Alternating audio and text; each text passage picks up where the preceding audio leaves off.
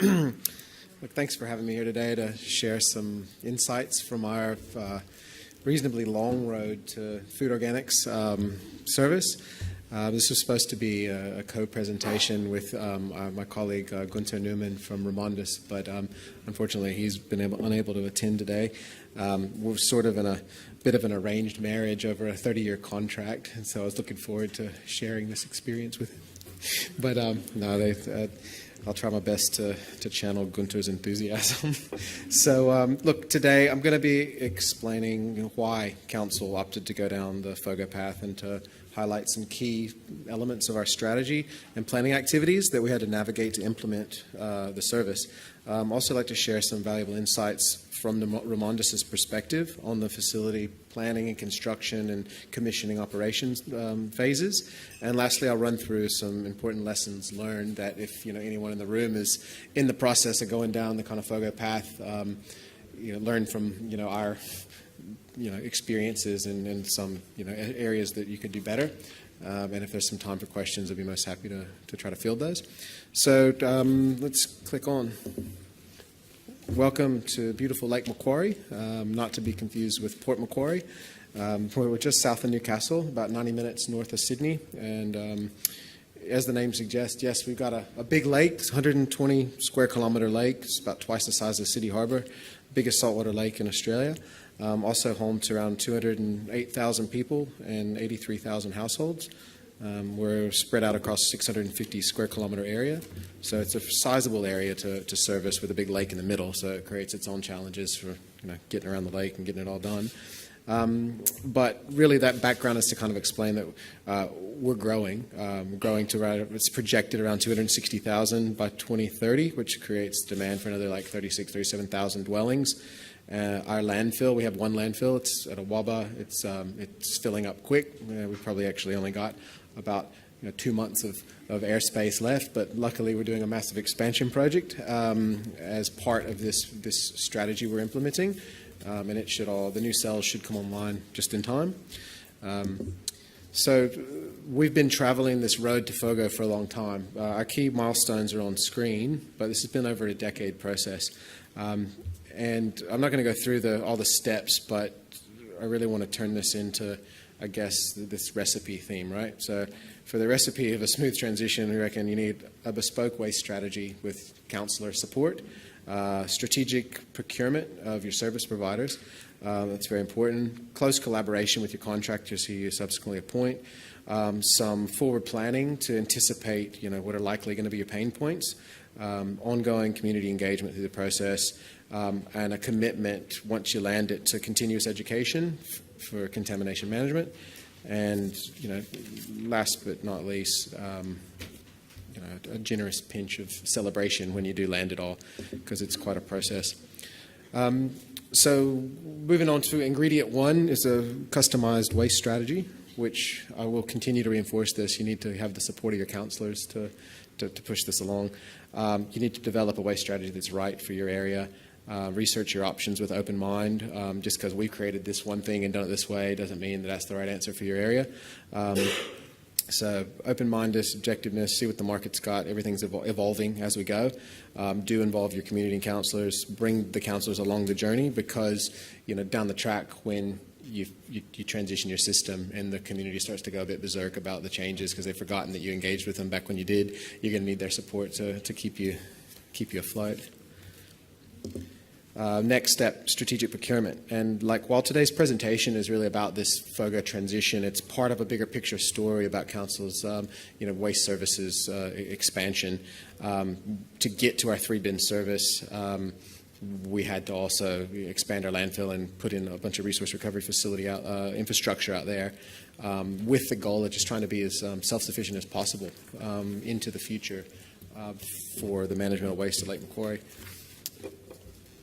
And so really, while Remondis was building their facility just next door to Awaba, it's all one big site, we were busy building a new community recycling centre, transfer station, weighbridge, amenities building, wheel wash, all this happening at the same time. And these overlapping construction works presented a lot of opportunities for the two sides to collaborate and to have, to save money, to generate like efficiencies while we're doing the same stuff. But it also, created a lot of complications. And I'll get to in a moment about how we kind of overcame a lot of those complications. But in summary, there was a lot of strategic procurement work which went on between like 2011 and 2015 to implement this strategy. And the kind of three key contracts that were appointed out of that, and long-term contracts as well, was Solo Resource Recovery, our collection contractor for the food and garden organics, Remondis for the processing of the organics, and Daracon to basically build our expansion side of things. And so far so good. So that brings me to the next step, the next ingredient of collaboration with your contractors. So generally speaking, well, definitely when you sign the contracts, the work's just getting started. So don't think you're on the downhill slide yet. The better you collaborate with your contractors, the smoother the service change is going to be. I guess some key lessons learned for how to just drive that collaboration is regular communication. You got to have open lines of communication. We had 2 project control groups, so you get like a director involved, for example, if you can. Definitely some senior management from the contractor side to just make sure that they're owning it and that you're owning it together. Meet regularly. We had monthly meetings with the project control groups. There's also project delivery groups, which have to fall out of the project control group to make things move along, keep people accountable to their actions. And that was really key to our pre-service transition collaboration. Engagement with the community and with counselors, again, is key, especially in the first 3 to 4 months, leading up to, let's see if I'm one slide behind, Emma.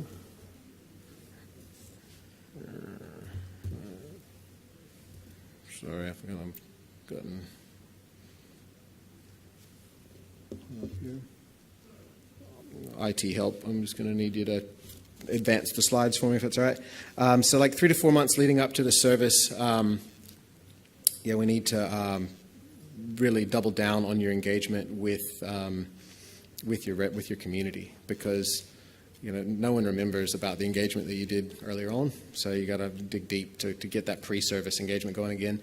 We partnered with an organization called Mesh Engagement to help us deliver this our plan that guided our communication education activities. So it was broken up into 4 stages: early awareness, pre-service, service start, and then your post-service start periods. And that's what guided the kind of whole marketing and education campaigns. Let's see if I can move it on. There we go. Early awareness, that's 6 to 8 months before the service start. And this is the time you're really resourcing up. So you need to probably start planning for hiring some extra customer service staff to be there and ready for phone calls, getting them trained up. The planning for dealing with all your likely pain points. So your key stakeholders like family daycares, aged care facilities, health organizations, strata plans, multiple occupancy, social housing. It takes a bit of momentum to get those folks, hey, this is going to happen. Oh, yeah, it's 8 months away. Oh, we'll think about it later. What you don't want is it all to be a big rush at the end and everyone freaks out. So those are pretty known. Those stakeholders are where you're going to have issues. So you've got to go in with stratas in particular. And often that really just comes down to how good's your data. If your service data is crap, you're going to have a really hard time with managing things like this, like our rollout, like of the kitchen caddy starter kits. So data cleanup was a big part of our early engagement stuff internally. But what we did, we rolled out a kitchen food scrap starter kit to 82,000 households, and that was an absolutely stellar effort. I want to plug the stellar effort that Source Separation Systems did for us. So highly recommend those guys. They did an incredible job in a really tight time frame to get that rollout landed. And they updated our pretty much all of our property data in the process. So that was a real double win. Like that wasn't even part of the spec. It came back, and we were able to feed that right back into our corporate data systems, which now has put us on a brilliant path for doing the rollout we have to do now. We're resupplying the community with another round of bags, which just makes it a whole lot easier because we know where they got to go. what it's going to cost and all that stuff. So in this food scraps kit, we had our bin, we had the 150 compostable bags, a flyer, waste guide, bit of collateral, bin stickers, the kind of stuff you'd expect to go into a starter kit.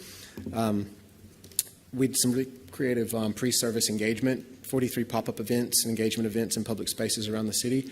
We used coffee vans, we used fresh fruit stands, had little things at Bunnings and shopping centers. Some billboards, used the livery on our trucks to update, SMS reminders, mail outs in the rate notice, quite a bit of stuff to just try to get the word out. And then we kind of targeted some schools. These were like our footpath stickers.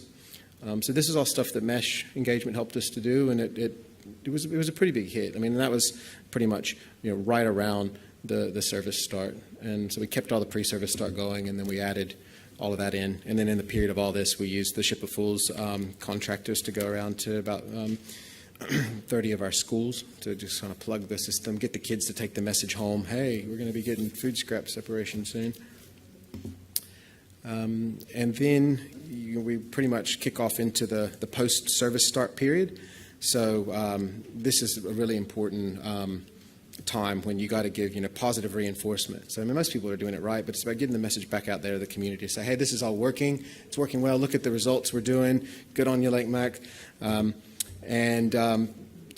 think a real key ingredient to the successful service transition is once it's going, think continuous education, think finger on the pulse. Like it's going to be a lot of noise. We went to a weekly or fortnightly garbage collection, which was a big ripple. Like it did create a lot of like pushback from a minority of the community, but there was there were a noisy minority. So we pretty well had to sort of reinvent some of the collateral to get new messaging out there, more in a reactive stance than we would have liked to, but it was a lesson learned. I'll talk a bit about later, but that effectively what you're seeing on screen there is sort of like a redesign of our messaging to kind of address the concerns that came out of the community. So like I think the current collateral we have now is a really good reflection of what was all the feedback from the noise about the fortnightly garbage collection switch. And I'd encourage you, if you're looking at doing that kind of transition, to look at some of that collateral, because that was the key. We just addressed those key issues. How do you get a weekly bin service?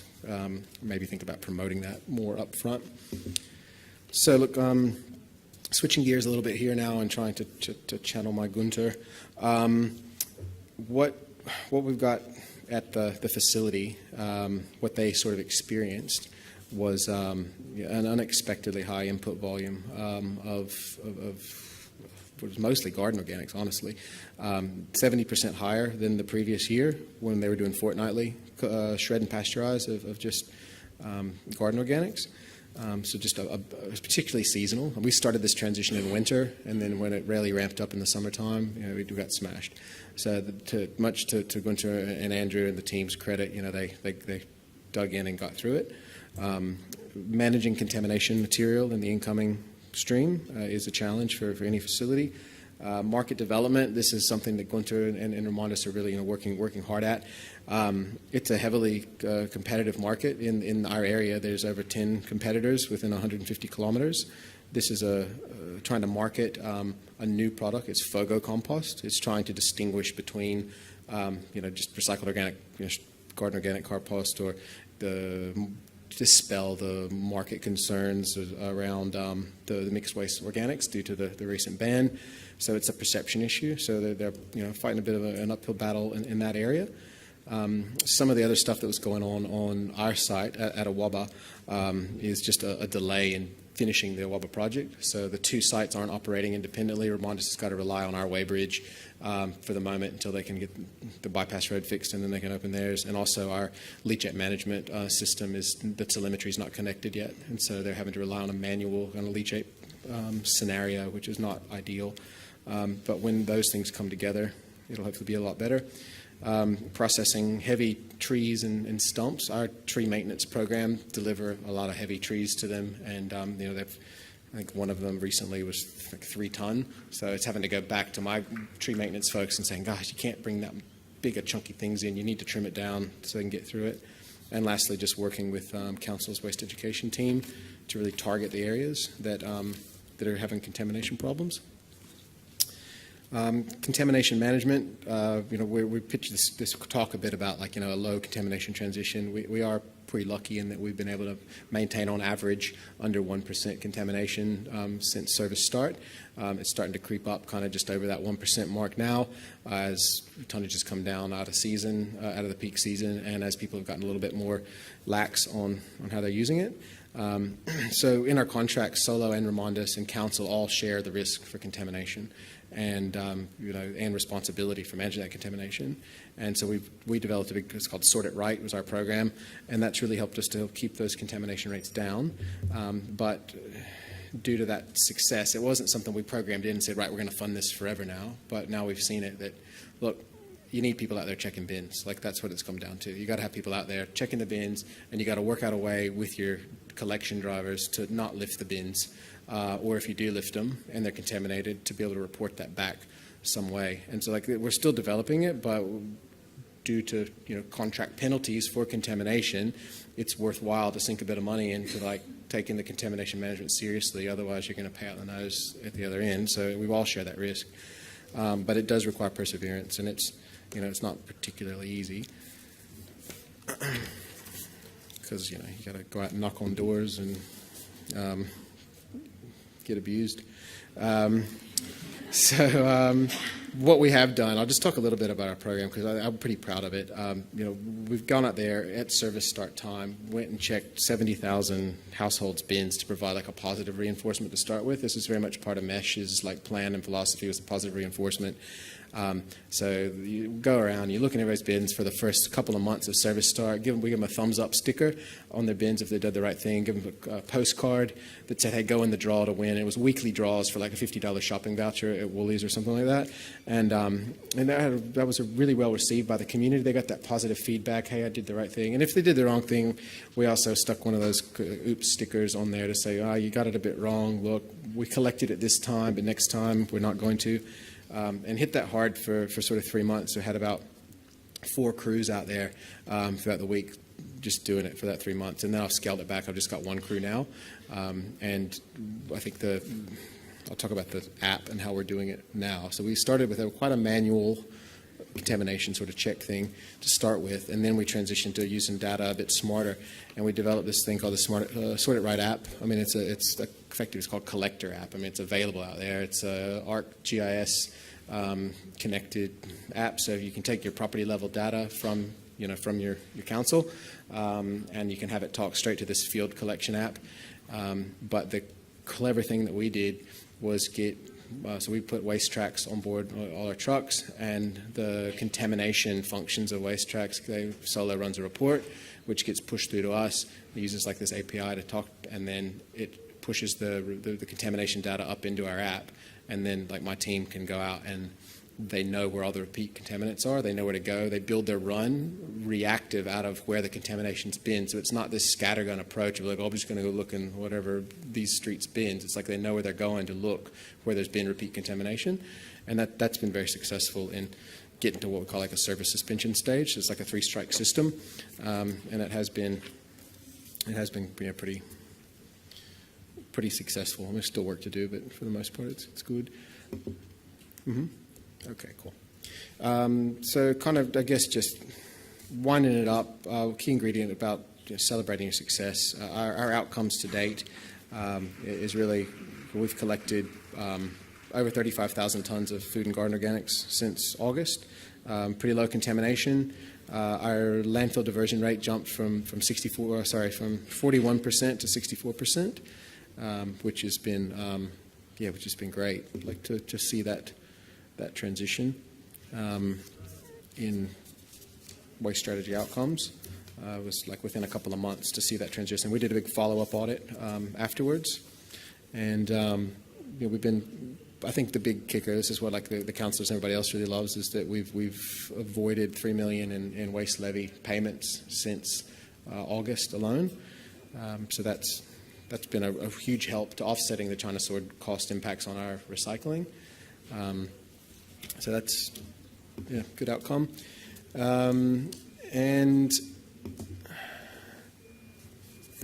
I guess just a couple of lessons learned. Won a few awards, which is great. We'll get stuck on that. So lessons learned from us. Too much time passed between the waste strategy consultation and the implementation of our service change. It just drug on and on because of like the build. We had problems with the build. Like more site related, not contract related. It ran into a whole plethora of issues. The transition to the fortnightly garbage collection, I think that everyone needs to be upfront with their residents about that and just plan for how to communicate it. We set our price point really high if you wanted an extra weekly collection, and because we wanted people to have a go and try it first. And the folks who really just are saying, no, I got to have a weekly collection, just make it affordable enough for them. And provide compostable bags in an ongoing solution. I mentioned earlier it's expensive, but it really, the feedback from the community is they love it, they want it, and that's going to help keep the plastic bags and other contamination out of the system. And probably the biggest lesson learned is be prepared to mobilize a lot more garden waste than you think you will. So we've mobilized 24% more than we forecasted, which was already a pretty big jump on what we were doing in garden organic mode. So that's had a big impact. It was not really expected. I think the lesson learned is if you're going to give somebody a bin every week, they're going to feel compelled to fill it up. And I mean, there's also this pretty rural, like not rural, but like people got big blocks around Lake Mac, and they just fill it up. So that's a couple lessons learned. A few lessons learned from Remondis. Have patience.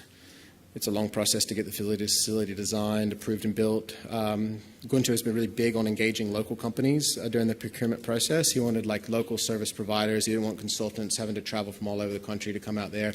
He wanted that direct access. They basically engaged over 100 local companies, had over 300 people working on the site during the time. We've established and maintained good relationships between council and the regulator. One thing Gunter wanted me to share was like, you know, if you're a facility, somebody in the room that's building facilities, something he found really helpful was, you know, he had someone from Remondis pretty much there every day of the build to just short circuit any site issues that are going on. Like, so if there's an issue, the contractor comes straight to you and just says, what do I do? Think on your feet, figure it out, sort it out, just to minimize time delay. I think that's pretty insightful. And don't underestimate the unknowns of what nature's going to throw at you. You know, we encountered all kinds of groundwater issues, and we have mine subsidence on our site. It created a lot of issues. So, look, that's pretty much the sum of the lessons learned there. I did skip through and I had that little technical blip a minute ago in explaining that the site itself is quite unique in that, you know, that. And that it's basically this mobile area. It's an in-vessel composting system that then uses mobile aerated floor to further break the material down. And they have an automated cashless weighbridge, which is going to get turned on at the first of the month. So it'll be great to see how that all goes. But there's quite a few innovations in the facility, and if anyone's keen to come visit, we do tours, and you know, Gunter and Andrew are quite keen to share learning. So get in touch with us, and we'd be happy to show you around. Thank you. Thank you very much, Hal.